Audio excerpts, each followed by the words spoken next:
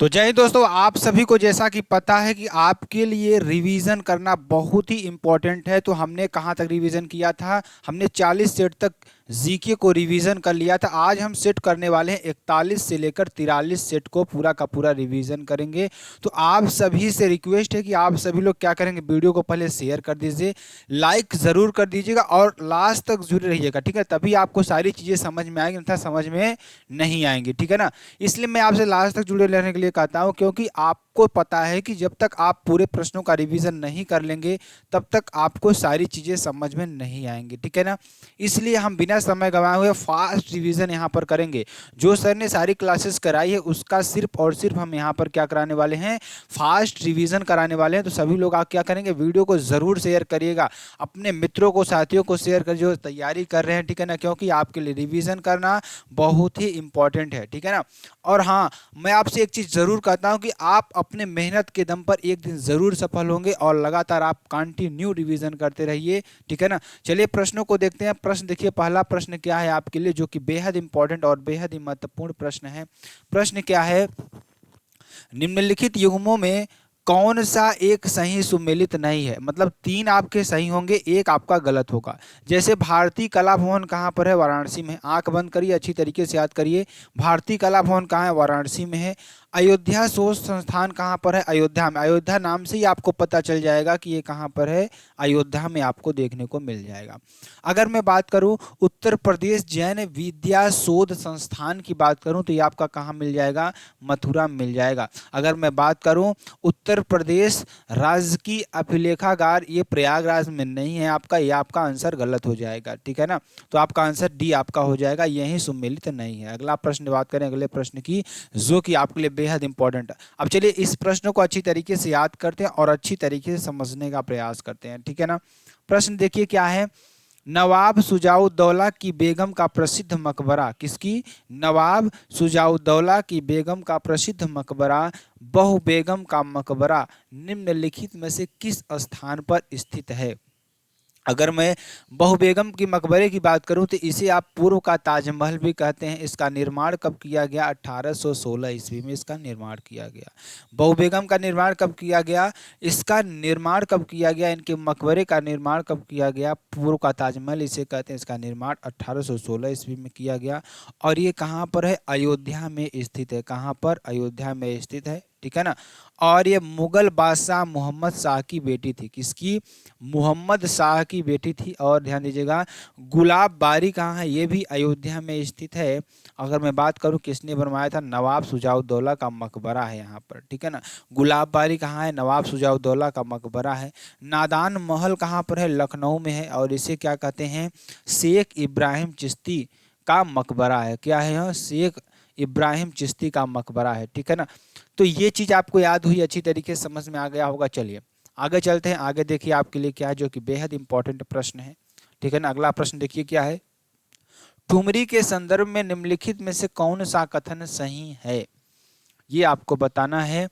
तो ठुमरी के संदर्भ में निम्नलिखित में से कौन सा कथन आपके लिए सही है? तो ध्यान दीजिएगा, ठुमरी की उत्पत्ति उत्तर प्रदेश में हुई। कहाँ पर हुई? ठुमरी की उत्पत्ति कहाँ पर है? उत्तर प्रदेश में हुई।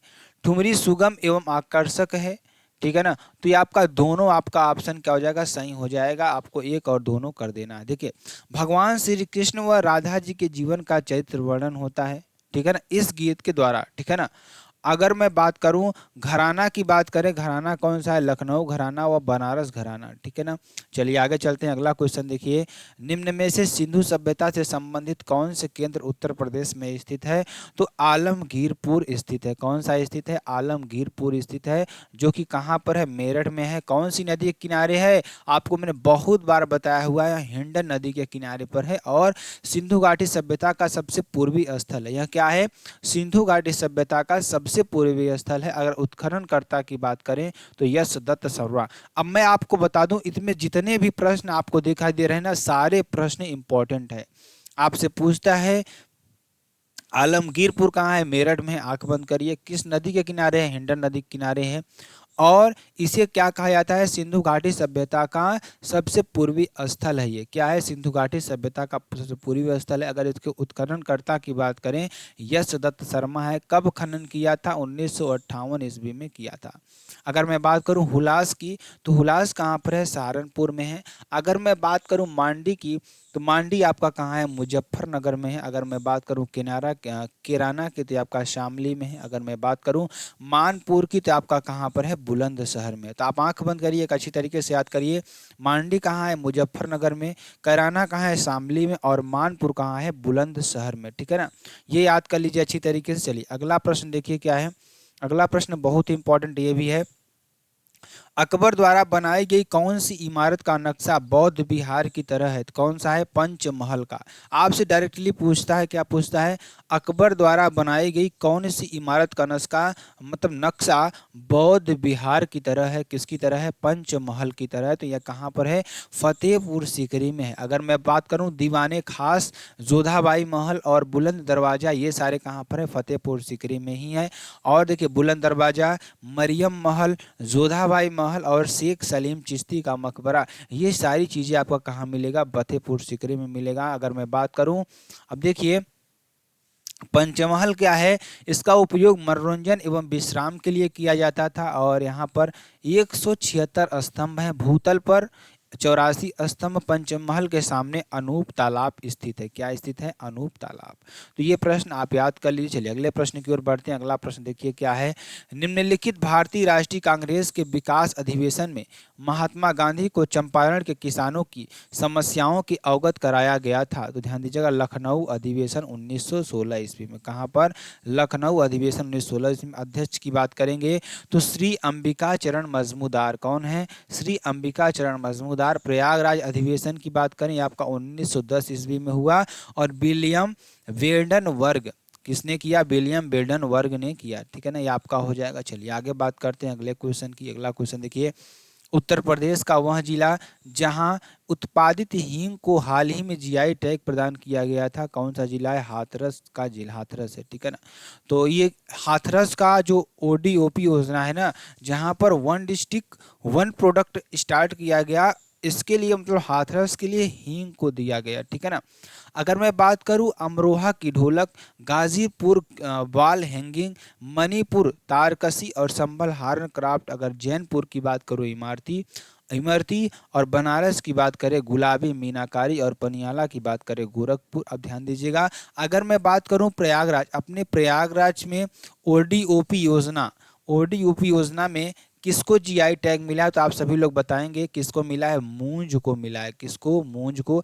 अगर मैं बात करूं, किसकी बात करूं, अमेठी की बात करूं, अमेठी को जीआई टैग में क्या मिला है, अमेठी को मिला है मेरे प्यारों, क्या मिला है, मूंज को इसमें भी मिला है। ठीक है ना, अगर मैं बात करूं फिरोजाबाद की, तो फिरोजाबाद को क्या मिला है, फिरोजाबाद को क्या मिला है, चूड़ी उद्योग के लिए या कांच उद्योग के लिए आपको मिला है। ठीक है ना, चूड़ी उद्योग के लिए मिला है। ठीक है ना, चलिए आगे चलते हैं अगले प्रश्न की। और मैं आपको धीरे धीरे ऐसे सारे प्रश्नों को कराता रहूंगा जो कि ओडीओपी योजना से बहुत सारे प्रश्न पूछे जाते हैं। एक प्रश्न तो आपका कन्फर्म ही रहता है। ठीक है ना, चलिए आगे चलते हैं। विश्व का वह देश जहां हाल ही में विदेश मंत्री एस जयशंकर ने वाराणसी की तुलसी घाट पर बहाली परियोजना का शुभारंभ किया, तो ये इन्होंने किया है युगांडा में किया है। राजधानी इसकी क्या है, कंपाला।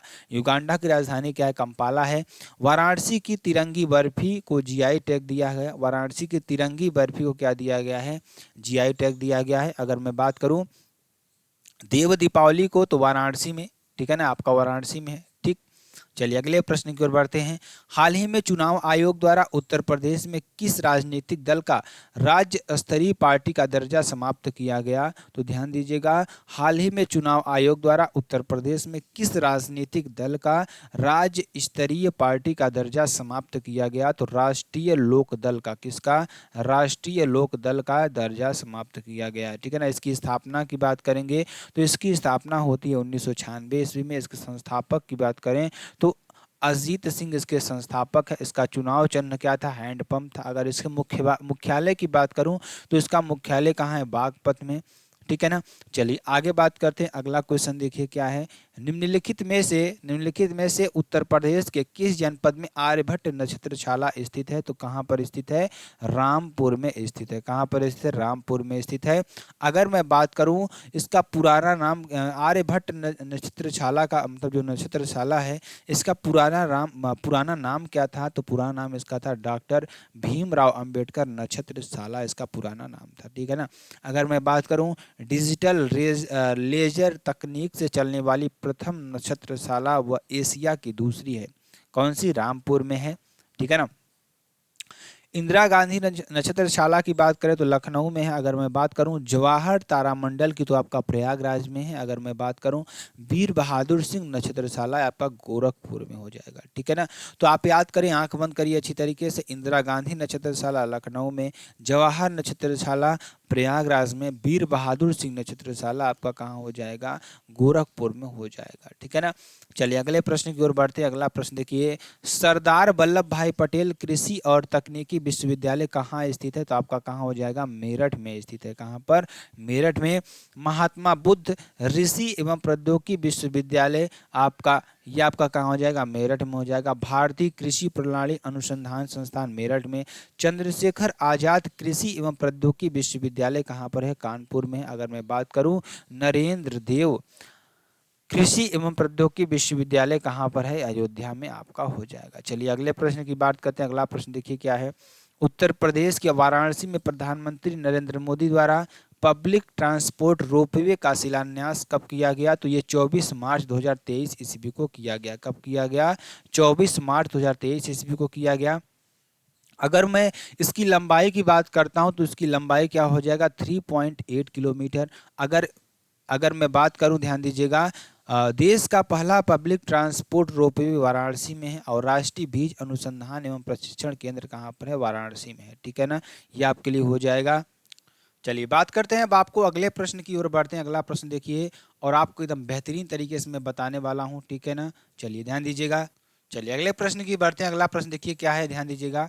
ये प्रश्न मैंने आपको बताया क्या, उत्तर प्रदेश के वाराणसी में प्रधानमंत्री नरेंद्र मोदी के द्वारा पब्लिक ट्रांसपोर्ट रोपवे का शिलान्यास किया गया 24 मार्च 2023 ईस्वी को। ठीक है ना। चलिए आगे चलते हैं।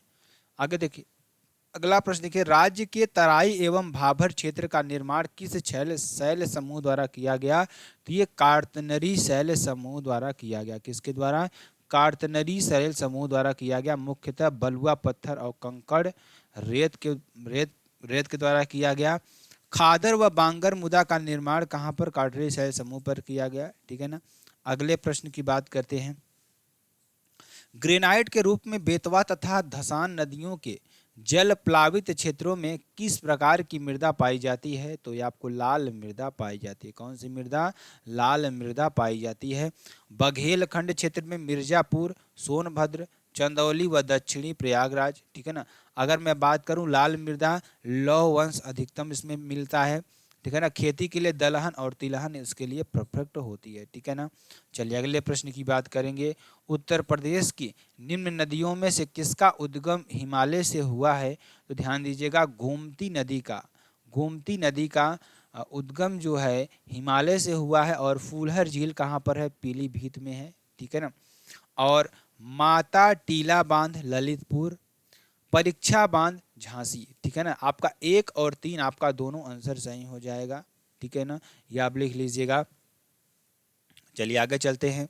आगे देखिए, भारत के राज्यों में से उत्तर प्रदेश निम्नलिखित में से किन फसलों का अग्रणी उत्पादक है? तो गेहूं, आलू, गन्ना। किसका किसका है?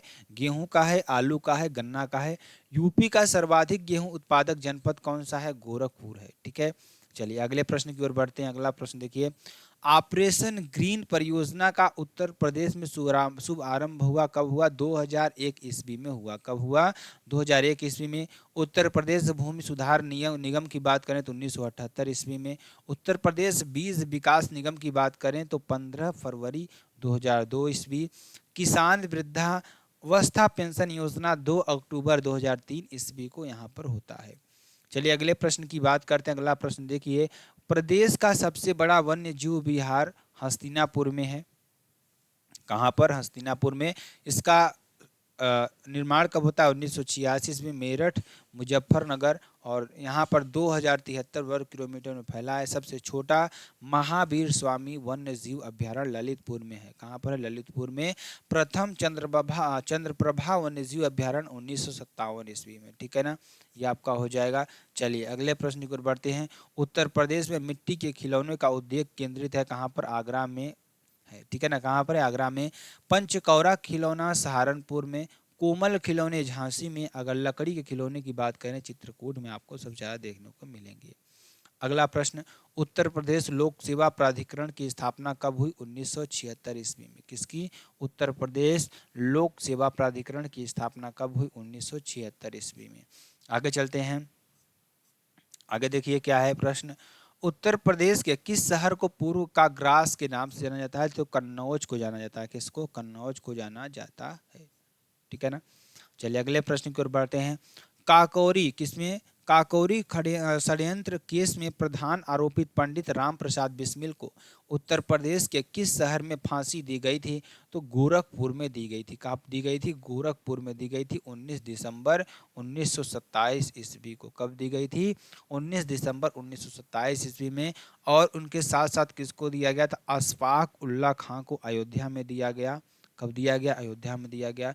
राजेंद्र लाहिड़ी को कहाँ दिया गया? गोंडा में दिया गया। ठीक है ना। अगर मैं बात करूं ठाकुर रोशन सिंह को नैनी की प्रयागराज जेल में इनको फांसी दी गई। अगर मैं बात करूं काला पानी की सजा किसे दी गई? सचिंद्र सान्याल को दी गई। अगर काकोरी ट्रेन एक्शन की बात करें तो 9 अगस्त 1925 ईस्वी में होती है। ठीक है ना।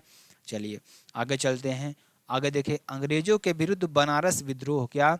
अंग्रेजों के विरुद्ध जो बनारस विद्रोह का नेतृत्व किसका? बनारस विद्रोह का जो नेतृत्व है किसने किया था? तो राजा चेत्र सिंह ने किया। किसने किया? राजा चेत्र सिंह ने किया। और 1781 ईस्वी में किया। कब किया? 1781 ईस्वी में। गवर्नर की बात करें जनरल वारेंग हेस्टिंग्स। कौन है? General Warren Hastings. अगर मैं बात करूं बनारस की संधि कब होती है? 1773 ईस्वी में होती है। अवध के नवाब शुजाउद्दौला व वारेन हेस्टिंग्स के द्वारा।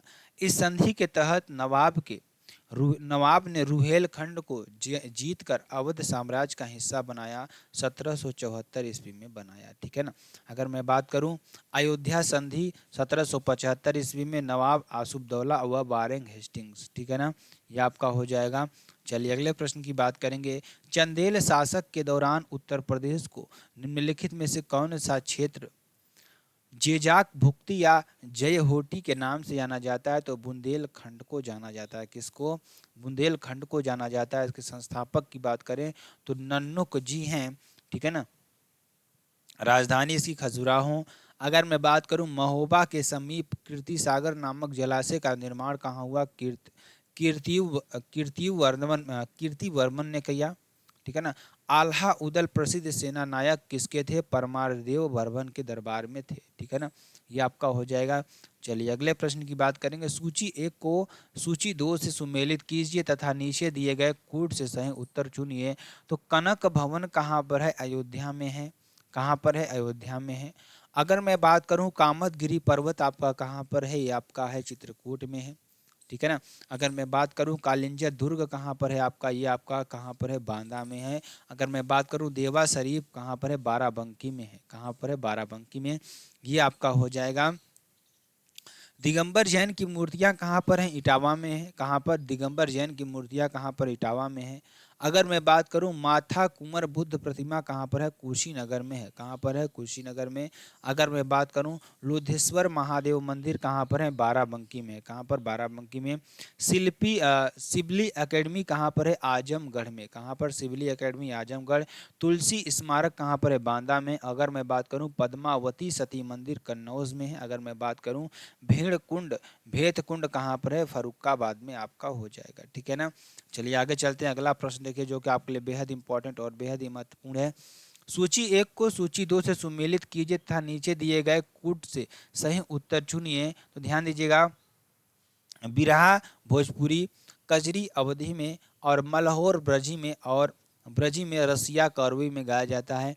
ईसुरी भाग मतलब बुंदेलखंड क्षेत्र का, आला भी बुंदेलखंड का है। अगर मैं बात करूं शोहर की तो ये अवध क्षेत्र का है। अगर मैं बात करूं नकटा की तो ये भी कहाँ का है? अवध क्षेत्र का है।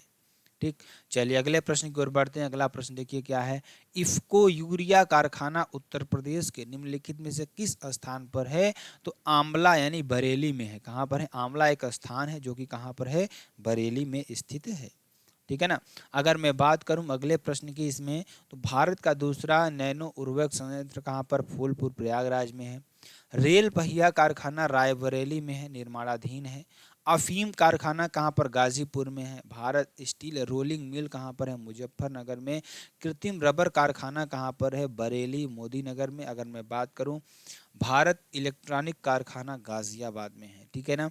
चलिए अगले प्रश्न की बात करें। अगला प्रश्न देखिए, सूची 1 एवं सूची 2 को सुमेलित कीजिए तथा नीचे दिए गए कूट का प्रयोग कर सही उत्तर को चुनिए। तो फिरोजाबाद चूड़ी के लिए, कांच के चूड़ियों के लिए। कानपुर चमड़े के सामान के लिए। नजीबाबाद की बात करें प्लाईवुड के लिए। सहारनपुर की बात करें तो कागज और लुगदी के लिए। ठीक है ना। टार्च का निर्माण लखनऊ में।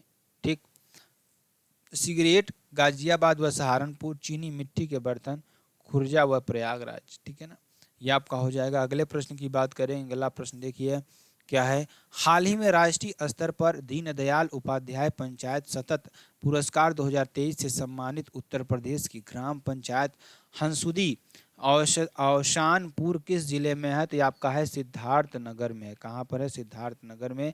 अगर मैं बात करूँ श्रेणी, तो बाल हितैषी की श्रेणी है। काला नमक चावल सिद्धार्थनगर को किसमें जीआई टैग मिला है? काला नमक चावल में। अगर मैं बात करूं नाना देशमुख सर्वोत्तम पंचायत सतत विकास कहाँ पर विकास मुख्यालय कहाँ पर है? तो ये मुरादाबाद में है। ठीक है ना, इसको लिख लीजिएगा। अगले प्रश्न की बात करें। अगला प्रश्न देखिए, उत्तर प्रदेश का वह शहर जहां हाल ही में राज्य का पहला महिला विश्वविद्यालय स्थापित करने की घोषणा राज्य सरकार ने की, तो कहां पर की? गोरखपुर ने की। कहां पर? गोरखपुर में। अगर मैं बात करूं पंडित दीनदयाल उपाध्याय विश्वविद्यालय कहां पर है? गोरखपुर में है। महात्मा ज्योतिबा राव फुले रुहेलखंड विश्वविद्यालय कहाँ पर है? बरेली में। कहाँ पर? महात्मा ज्योतिबा राव फुले रुहेलखंड विश्वविद्यालय बरेली में है। अटल बिहारी वाजपेयी चिकित्सा विश्वविद्यालय कहाँ पर है? लखनऊ में। अटल बिहारी वाजपेयी चिकित्सा विश्वविद्यालय लखनऊ में। महात्मा ज्योतिबा राव फुले विश्वविद्यालय बरेली में आपका हो जाएगा। ठीक है ना। चलिए आगे चलते हैं। आगे देखिए, आगे प्रश्न, प्राथमिक शिक्षा के लिए पौष्टिक अवलंब का राष्ट्रीय कार्यक्रम national programme of nutritional support to primary education कब प्रारंभ हुआ? तो ये आपका 1995 ईस्वी में प्रारंभ हुआ। कब हुआ? 1995 ईस्वी में प्रारंभ हुआ। ये आप करेंगे। ऑपरेशन ब्लैक बोर्ड 2000 से 2001 में। स्कूल चलो अभियान 2000 ईस्वी में। सर्व शिक्षा अभियान 2001 ईस्वी में आपका होता है। ठीक है ना। चलिए, भारत माता का मंदिर देखिए वाराणसी में बहुत बार आ चुका है, बहुत ही इंपॉर्टेंट, बहुत ही महत्वपूर्ण। इसके बाद मैं आपको क्या करूंगा कि आपका यूपी जीके का जितनी भी नोट्स है, थ्योरेटिकल नोट्स है ना, उसको मैं पूरा आपको करवाने वाला हूँ। ठीक है ना। तो आप सभी लोग बस चैनल से जुड़े रहेंगे, अच्छी तरीके से शेयर करते रहेंगे, लाइक करते रहेंगे, सब्सक्राइब करते रहेंगे चैनल को। ठीक है ना। तो चलिए ध्यान दीजिएगा। अगला देखिए इसमें क्या है जो कि आपके लिए बेहद इंपॉर्टेंट और बेहद ही महत्वपूर्ण है। तो भारत माता का मंदिर कहाँ है? वाराणसी में है। कहाँ पर है? वाराणसी में। महर्षि दधीच का आश्रम सीतापुर में। एजाज अली हॉल कहाँ पर? बिजनौर में है। देवकली मंदिर औरैया में है। भृगु मंदिर की बात करें तो बलिया में है। हरिदेव जी मंदिर कहाँ पर? मथुरा में है। और चाइना मंदिर श्रावस्ती में है। और मकबरई मंदिर महोबा में है। ठीक है ना, ये आपका हो जाएगा। चलिए आगे चलते हैं। अगला प्रश्न, कंचनौदा बांध परियोजना किस नदी पर स्थित है? तो सजनम नदी पर स्थित है। कहाँ पर? सजनम नदी पर स्थित है, जो कि कहाँ पर है? ललितपुर में है। अर्जुन बांध गंगा नदी महोबा में है। गढ़वा बांध गंगा नदी चित्रकूट में है। हिनौती बांध कहाँ पर है? मिर्जापुर में है। ठीक है ना। चलिए, उत्तर प्रदेश में कुल कितने पक्षी अभयारण्य स्थापित हैं? तो 14 आपके हो जाएंगे। 14 पक्षी अभयारण्य स्थापित है। लाख बहोसी पक्षी विहार कहाँ पर है? लाख बहोसी पक्षी विहार शहीद चंद्रशेखर पक्षी विहार उन्नाव में है। समसपुर पक्षी विहार रायबरेली में है। अगर समसपुर पक्षी विहार की बात करें तो एक समनपुर पक्षी विहार कहाँ पर है? मैनपुरी में है। ठीक है ना। चलिए अगले प्रश्न की ओर बढ़ते हैं। अगला प्रश्न देखिए, उत्तर प्रदेश का कौन सा जिला खनिज के संचित भंडार की दृष्टि से सबसे समृद्ध है? तो मिर्जापुर का। किसका? मिर्जापुर का है। जिप्सम सेल खड़ी बांदा व बहमीपुर, वहमीरपुर, ठीक है ना। अगर मैं हीरा की बात करें बांदा मिर्जापुर, तांबा की बात करूं सोनरई क्षेत्र में, यूरेनियम की बात करूं ललितपुर में, ठीक है ना। चलिए अगले प्रश्न को बात करते हैं। निम्नलिखित में से कौन सा जोड़ा गलत है, आपको ये बताना है। तो गोटे का काम लखनऊ या वाराणसी में होता है, पीतल की मूर्तियां मथुरा में होता है, ताला नगरी अलीगढ़ को कहा जाता है, ठीक है ना। अगर मैं बात करूं बेत व छरी वाराणसी में नहीं होगा, ये बरेली में होगा, ठीक है ना। चलिए आगे चलते हैं। अगला क्वेश्चन देखिए क्या है, जो कि आपके लिए बहुत इंपॉर्टेंट है। उत्तर प्रदेश में उच्च न्यायालय की खंडपीठ निम्नलिखित में से कहाँ स्थित है, तो आपका लखनऊ में स्थित है। कहाँ पर, लखनऊ में। सर्वाधिक विधानसभा सीट वाला जनपद प्रयागराज में है, ठीक है ना। उत्तर प्रदेश राजस्व परिषद का मुख्यालय प्रयागराज। उत्तर प्रदेश में लोक अदालतों की शुरुआत 1987 ईस्वी में होती है, ठीक है ना। चलिए अगले प्रश्न की बात करेंगे, ध्यान दीजिएगा, सुमेलित करना है इसको। उत्तर पश्चिमी जो है ना 1836 ईस्वी में, और आगरा और अवध का संयुक्त प्रांत 1877 ईस्वी में। अगर मैं बात करूं संयुक्त प्रांत की तो 1937 ईस्वी में। अगर मैं बात करूं उत्तर प्रदेश तो 1950 ईस्वी में आपका हो जाएगा, ठीक है ना। चलिए आगे चलते हैं। महान कवियत्री महादेवी वर्मा का जन्म किस जिले में हुआ था, तो फर्रुखाबाद में हुआ था। कहाँ पर हुआ था, फर्रुखाबाद में। रामचंद्र शुक्ल बस्ती, मुंशी प्रेमचंद वाराणसी, मैथिली शरण गुप्त झांसी, अमृत लाल नागर आगरा, और जयशंकर प्रसाद वाराणसी आपका हो जाएगा, ठीक है ना। तो मुंशी प्रेमचंद वाराणसी, मैथिली शरण गुप्त झांसी, अमृत लाल नागर आगरा, जयशंकर प्रसाद वाराणसी में इनका जन्म हुआ था, ठीक। चलिए अगले प्रश्न की बात करते हैं। अगला प्रश्न देखिए, जनवरी 2024 को महाराष्ट्र के राज्यपाल रमेश बैस के हाथों महाराष्ट्र के प्रख्यात सम्मान वाग्धारा यंग अचीवर से सम्मानित होने वाली उत्तर प्रदेश के आजमगढ़ जिले की प्रख्यात रंगकर्मी कौन है, ममता पंडित। कौन है, ममता पंडित, ठीक है ना। चलिए आगे बात करते हैं। 29 दिसंबर 2023 को केंद्रीय राज्य मंत्री विज्ञान एवं प्रौद्योगिकी डॉक्टर जितेंद्र सिंह ने उत्तर प्रदेश के ग्रामीण मधुमेह रोकथाम और नियंत्रण अभियान का शुभारंभ किया। ये आपको करना है। चलिए अगले प्रश्न की बात करें। अगला प्रश्न देखिए आपके लिए बहुत इंपॉर्टेंट, बहुत ही महत्वपूर्ण है। चलिए बात करते हैं अगले क्वेश्चन के, जो कि आपके लिए बेहद इंपॉर्टेंट और बेहद ही महत्वपूर्ण है। उत्तर प्रदेश में अब तक कितनी बार राष्ट्रपति शासन लगाया जा चुका है, 10 बार लगाया जा चुका है। कितनी बार, 10 बार लगाया जा चुका है। इसको आप लिख लीजिएगा अच्छी तरीके से, ठीक है ना। चलिए अगले प्रश्न की बात करते हैं। अगला प्रश्न देखिए, रामायण कथा में वर्णित कोसल यानी अयोध्या राज्य का संबंध किस राजवंश था, तो इक्ष्वाकुक राजवंश था। किसके, इक्ष्वाकुक राजवंश था। राजधानी इसकी बात करें तो अयोध्या थी, ठीक है ना। चलिए अगले प्रश्न की बात करते हैं। उत्तर प्रदेश के किस शहर में कुषाण कालीन सिक्के अभिलेख एवं मूर्तियां प्राप्त हुई, तो कहाँ पर प्राप्त हुआ, मथुरा में प्राप्त हुआ, ठीक है ना। कनिष्क के सारनाथ अभिलेख की तिथि 81 एडी है। शंख संवत 78 ईस्वी। अगर मैं बात करूँ राष्ट्रीय पंचांग आधारित है, 22 मार्च 1957 ईस्वी को अपनाया, ठीक है ना।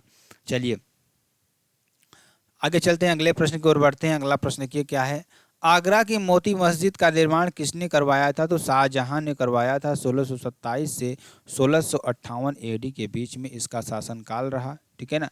आगरा के किले में शाहजहां क्या कह रहा है, आगरा के किले में शाहजहां द्वारा निर्मित, क्या, शाहजहां द्वारा निर्मित इमारत दीवान ए आम और दीवान ए खास, जामा मस्जिद, मुसम्मन बुर्ज, यहाँ पर क्या है, शाहजहां ने अपने जीवन काल में 8 वर्ष इसी इमारत में व्यतीत किए, ठीक है। नगीना मस्जिद भी आपका आगरा में हो जाएगी, ठीक है ना। अगले प्रश्न की ओर बढ़ते हैं। अगला प्रश्न देखिए, 1899 ईस्वी में आयोजित भारतीय राष्ट्रीय कांग्रेस का अधिवेशन हुआ था, लखनऊ में हुआ था। कहाँ हुआ था, लखनऊ में हुआ था। अध्यक्ष की बात करेंगे रमेश चंद्र दत्त। कौन थे, रमेश चंद्र दत्त थे, ठीक है ना। ये आपका हो जाएगा, जो कि बहुत इंपॉर्टेंट, बहुत ही महत्वपूर्ण है, ठीक है ना। अगर मैं बात करूं प्रयागराज अधिवेशन की तो 1910 ईस्वी में हुआ, विलियम बेडन वर्ग में, ठीक है ना। किसके द्वारा, विलियम बेडन वर्ग के द्वारा हुआ था, ठीक है ना। चलिए अगले प्रश्न की बात करते हैं। अगला प्रश्न देखिए क्या हो जाएगा, देखिए, प्रयागराज अधिवेशन 1910 ईस्वी में हुआ, विलियम बेडन वर्ग के अध्यक्षता में। मेरठ अधिवेशन कब हुआ? 1946 ईस्वी में, आचार्य जेबी कृपलानी की अध्यक्षता में। लखनऊ अधिवेशन की बात करें 1916 ईस्वी में होता है, श्री अंबिका चरण मजूमदार की अध्यक्षता में। लखनऊ अधिवेशन की बात करें 1936 ईस्वी में होता है, पंडित जवाहरलाल नेहरू की अध्यक्षता में। ठीक है ना। चलिए आगे बात करेंगे। उत्तर प्रदेश में स्थित किस टाइगर रिजर्व को 26 मार्च 2023 को कंजर्वेशन एशियोड टाइगर स्टैंडर्ड का दर्जा दिया गया? तो पीलीभीत टाइगर रिजर्व को दिया गया। अगर मैं बात करूं दुधवा टाइगर रिजर्व लखीमपुर खीरी में है। अगर मैं बात करूं रानीपुर टाइगर रिजर्व चित्रकूट व बांदा में है। अमरगढ़ टाइगर रिजर्व की बात करें बिजनौर में आपका हो जाएगा। ठीक है ना। चलिए, उत्तर प्रदेश में कितने विश्वविद्यालय के नाम डॉक्टर बी आर अम्बेडकर के नाम पर रखे गए हैं? 2 के रखे गए हैं। एक बाबा साहब भीमराव अम्बेडकर विश्वविद्यालय लखनऊ में है, जिसकी स्थापना 1996 ईस्वी में होती है। और एक डॉक्टर भीमराव अंबेडकर विश्वविद्यालय आगरा में है, जिसकी स्थापना 1927 ईस्वी में होती है। ठीक है ना। चलिए, पंडित दीनदयाल उपाध्याय पशु चिकित्सा विश्वविद्यालय अवस्थित है मथुरा में स्थित है। कहाँ पर? मथुरा में। वीर बहादुर सिंह पूर्वांचल विश्वविद्यालय जौनपुर में है। कहाँ पर? जौनपुर में। भारतीय पशु चिकित्सा अनुसंधान संस्थान कहाँ पर है? इज्जत नगर बरेली में है। Doctor Ambedkar institute of technology for handicapped कहाँ पर है? कानपुर में। चंद्रशेखर आजाद कृषि एवं प्रौद्योगिकी विश्वविद्यालय कानपुर में है। ठीक है ना। चलिए अगले प्रश्न की ओर बढ़ते हैं। 11 जनवरी 2024 को केंद्रीय नागरिक उड्डयन मंत्री ज्योतिरादित्य सिंधिया ने उत्तर प्रदेश में कितने नए हवाई अड्डे स्थापित करने की घोषणा की है? तो यहाँ पर 5 हवाई अड्डे करने की घोषणा की है। ठीक है ना।